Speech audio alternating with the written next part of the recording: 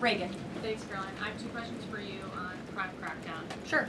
Democrats have tried to argue that red states have higher crime rates while overlooking problems of high crime in blue cities.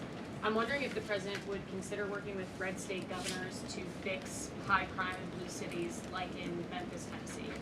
So first of all, I want to get to the premise of your question, Reagan, which is being pushed by Democrats, that there is crime in red states. Of course, there is crime in all states, but the crime in these cities is all in cities that are run by Democrats. If you look at the list of the top 20 high crime cities in the United States, every single one, with the exception of one in Louisiana, is run by a Democrat. And these Democrats have supported the same policies that I spoke about at the beginning of this briefing, like cashless bail. If you look at a red state, Mississippi, but a Democrat-run city in that state, Jackson, in 2019, Jackson, Mississippi eliminated cash bail for virtually all misdemeanor cases. And while Jackson is not formally a sanctuary city, the state of Mississippi formally banned sanctuary cities, and this city has acted as a de facto sanctuary city for criminals and illegal aliens since 2017. Same thing, Birmingham, Alabama, a Democrat-run city in a red state. In 2017, the Birmingham City Council unanimously passed a resolution, quote, committing to establish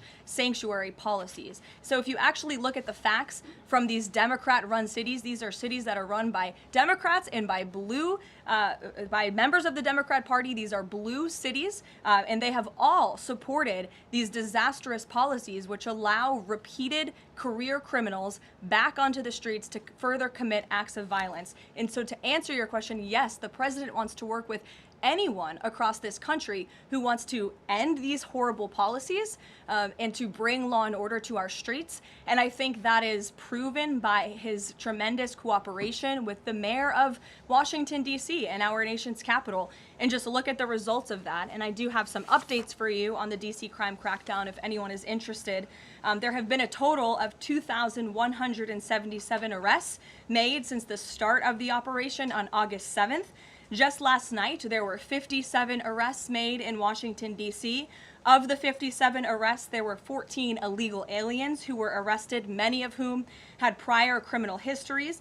And other arrests just last night in our nation's capital, so you all can be very grateful for this.